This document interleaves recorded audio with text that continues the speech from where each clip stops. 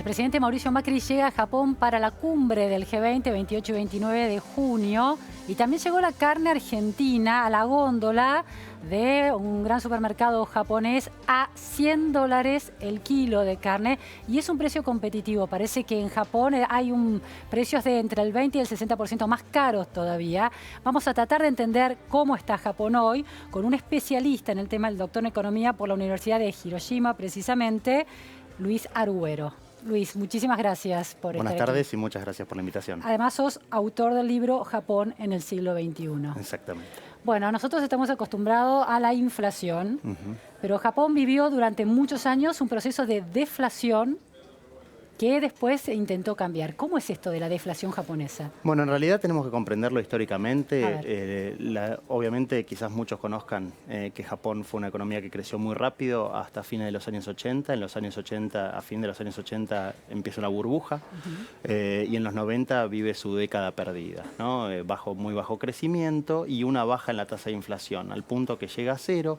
Y durante este siglo ha tenido, hasta el 2012, que es nombrado el primer ministro Shinzo Abe, una muy baja tasa de inflación, casi cercana a cero. ¿Por qué es negativo una tasa de inflación cercana a cero? Bueno, sostenida. Por un lado los japoneses estaban acostumbrados a un ritmo de consumo muy fuerte que se cortó con la burbuja, entonces hizo que el consumo no se recuperara nunca. Bien. Pensemos que la bolsa de valores de Tokio estaba en alrededor de 40.000 puntos, llegó a su máximo en 1989 y hoy está en alrededor de 20.000, 22.000 puntos. Nunca recuperó, ni siquiera llegó a los 30.000. Claro. O sea, perdió más del 50% de su valor en todo este tiempo y eso obviamente atenta contra las expectativas futuras sobre cómo va a ser la economía japonesa. Claro.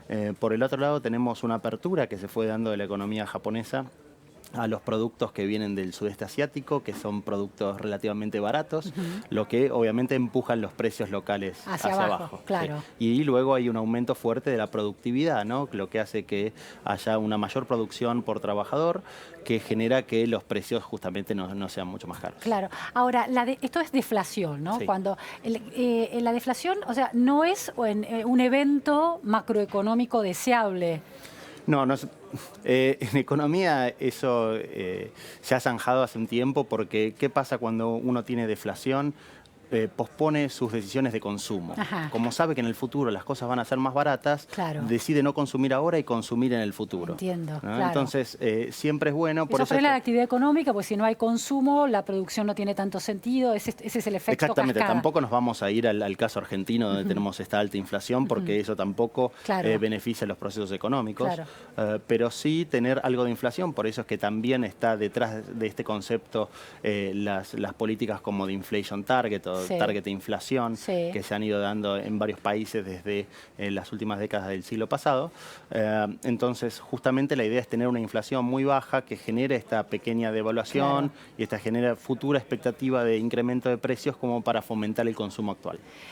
Luis, este primer ministro japonés, Shinzo Abe, establece un plan de medidas en 2012, ¿no? Que lo llaman los medios Abenomics, ¿no? Abenomics. Ahí va en contra un poco de la idea de las políticas liberales económicas, ¿no? Y hay una fuerte intervención del Estado. ¿Cómo se dio esto? Bueno, en principio tenemos que comprender que cuando hablamos de Asia no existe país sin intervención fuerte del Estado. O sea, quizás China es un caso un poco extremo por su historia, pero Japón tampoco es un país ultraliberal, ¿no? Tiene un fuerte rol del Estado en varios sectores de la economía. Lo que se da con Shinzo Abe, que asciende a fin de 2012, es una política basada en lo que se llama 3 flechas, que son las reformas estructurales, una política monetaria expansiva y un gasto público expansivo pero controlado, controlado a partir del incremento del IVA. Japón tenía un IVA del 5%, lo pasó al 8%. En 2014 esto produjo un muy fuerte impacto en la economía, porque imaginemos que una economía que no tiene inflación le suben 3%, los consumidores, si uno ve los datos, hasta marzo, que fue el último mes que fue del 5%, consumieron todos, en abril, o sea, adelantaron consumo sabiendo que iba a ser más caro. Y por el lado de la política monetaria hubo un fuerte incremento de la base monetaria porque Japón tiene un muy fuerte déficit fiscal, gasta mucho dinero, tiene muchos problemas que son de base, como por ejemplo una disparidad entre la cantidad de gente joven que hay y la cantidad de gente mayor, que los trabajadores tienen que mantenerlos con los aportes por esto de que es uno de los países con promedio de vida más largo del mundo. Exactamente, claro, y porque tienen también una muy baja tasa de natalidad. Claro. Contrario a lo que ha pasado en países europeos o mismo en Estados Unidos o en Australia, Nueva Zelanda, donde ha habido una fuerte política migratoria o se han dado procesos migratorios. En Japón es muy baja la población, aproximadamente el 2% de la población es inmigrante comparado con más del 10% que uno encuentra en la mayoría de los países europeos. Ahora, Luis, entonces, ¿un déficit fiscal de cuántos puntos del PBI más o menos? Es grande, no tengo en mente, pero es alto. ¿Más alto que el de Argentina? Sí, imaginemos que la deuda sobre PBI es más del 200%. O sea, es el número más alto para cualquier país que esté dentro de la OCDE. Esto está siendo controlado porque de alguna manera está creciendo la economía japonesa. También ha permitido generar diferentes reformas, como una reforma impositiva que ha generado a la vez mayores ganancias. En 2017 fue el récord de ganancias de las empresas japonesas en su historia, lo que obviamente ha llevado a un mayor pago de impuestos, pero con un recorte también impositivo que, bueno, es causa y consecuencia, ¿no?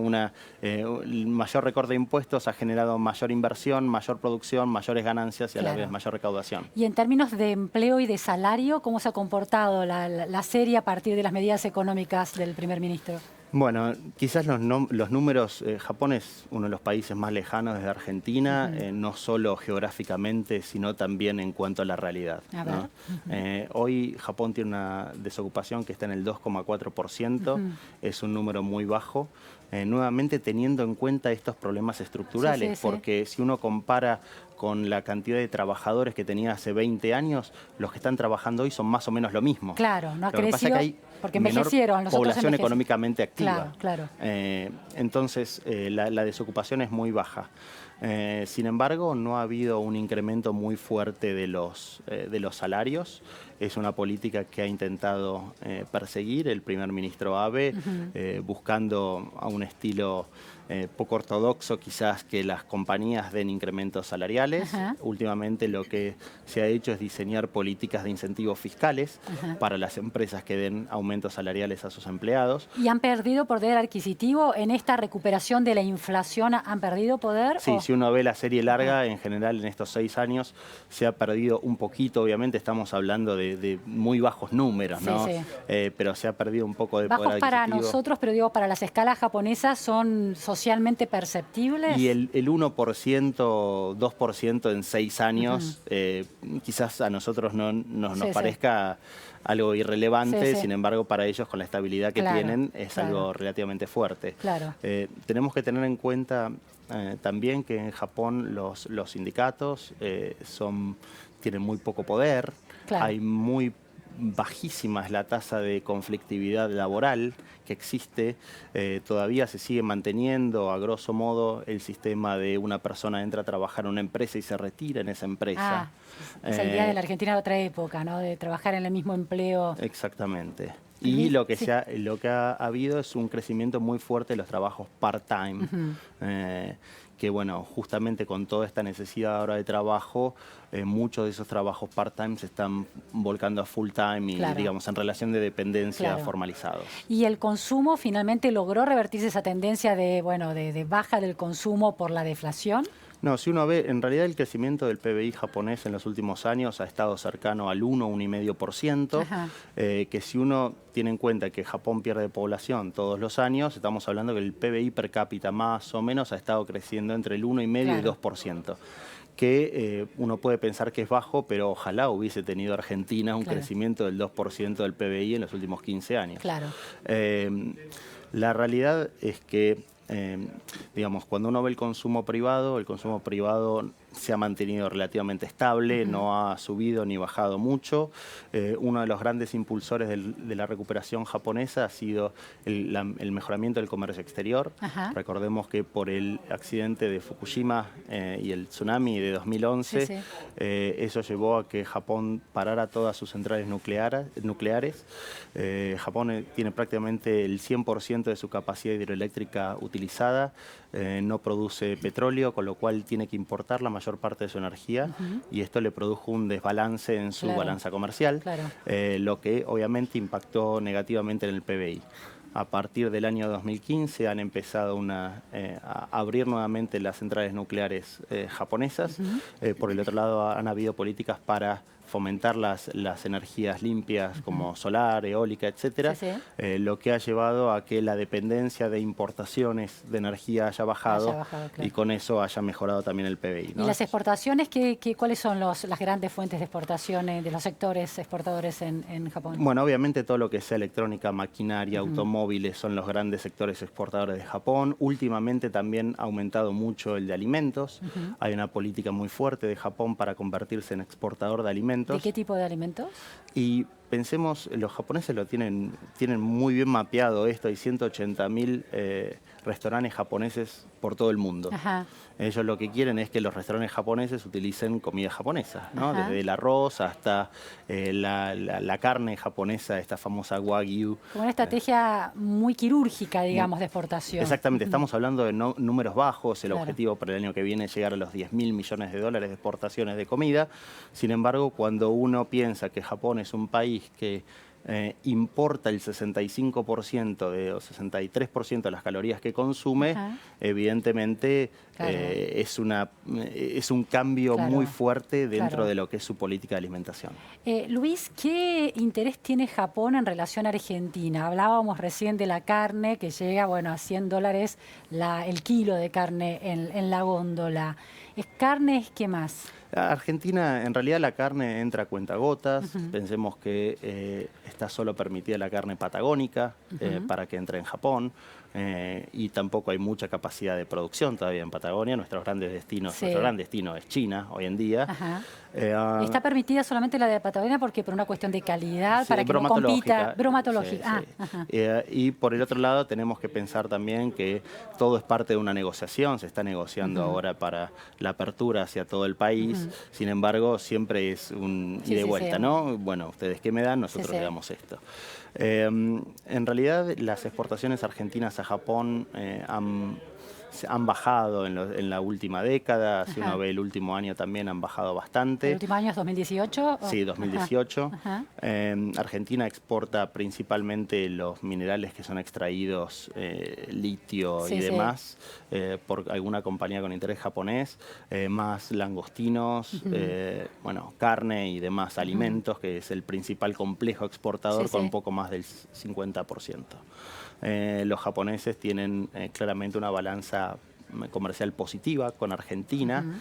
¿Y qué le estamos comprando nosotros? Nosotros le compramos todo, maquinaria, autopartes, todo lo que sabemos que es japonés, ¿no?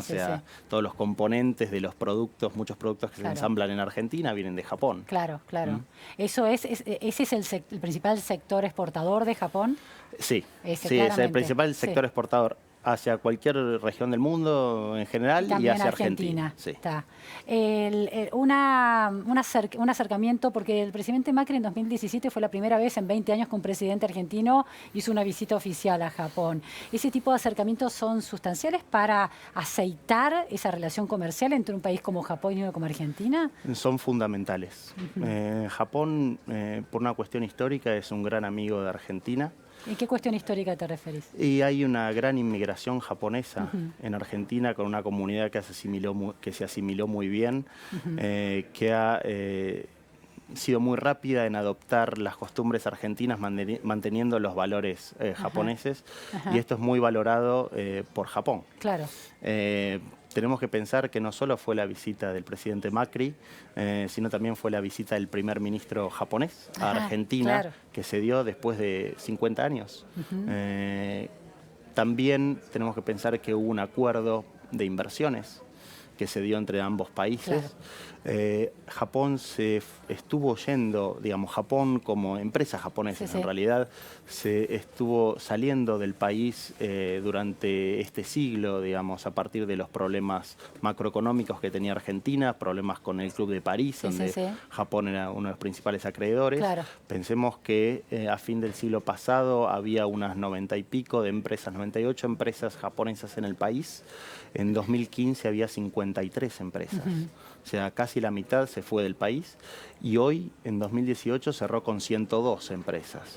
Entonces ha habido una muy fuerte confianza de Japón y de las empresas japonesas en la economía argentina. Luis, tengo dos preguntas finales. La primera es, ¿esos acuerdos de inversiones finalmente se concretaron, esas inversiones en Argentina, esas inversiones japonesas? Esto marca un contexto, o sea, el acuerdo de inversiones marca un contexto que le da más seguridad a las empresas japonesas que quieren invertir en el país. Por ejemplo, hay un precedente que es lo que se ha firmado entre México y Japón. En el año 2004 había, antes de que entrara en vigor el tratado, había 250 compañías japonesas en México. Hoy hay más de 1.100. Bien. Entonces, es un marco... ¿En Argentina cuándo se firmó ese acuerdo? El año pasado. O sea, esperamos... Sí, tenemos que esperar, esto lleva un tiempo... Las condiciones macroeconómicas de Argentina no ayudan. Por supuesto, pero sin embargo, si siguiese la tendencia y si siguiesen esta consideración positiva que tiene sobre Argentina, obviamente podemos esperar más compañías japonesas instalándose en el país. Luis, ¿Japón sigue siendo la tercera economía del mundo? Exactamente. Y porque hay claroscuros en la descripción que vos haces de su situación económica, sin embargo es una economía vigorosa. Es un elefante, es un elefante. Es pesado, pero se mueve despacio. Bueno, y la última cuestión, ¿hablas japonés? Sí. ¿Podés decirnos algo? No. ¿Podés despedirte en japonés? Minasan, sayonara. Esa la sé yo también. Ah, bueno. Sayonara. Muchas gracias a la repregunta. Domo arigatou gozaimashita. Gracias, muy amable. Nos vamos a un corte en lo que acabo de decir, o sea, la repregunta, y enseguida volvemos con más notas.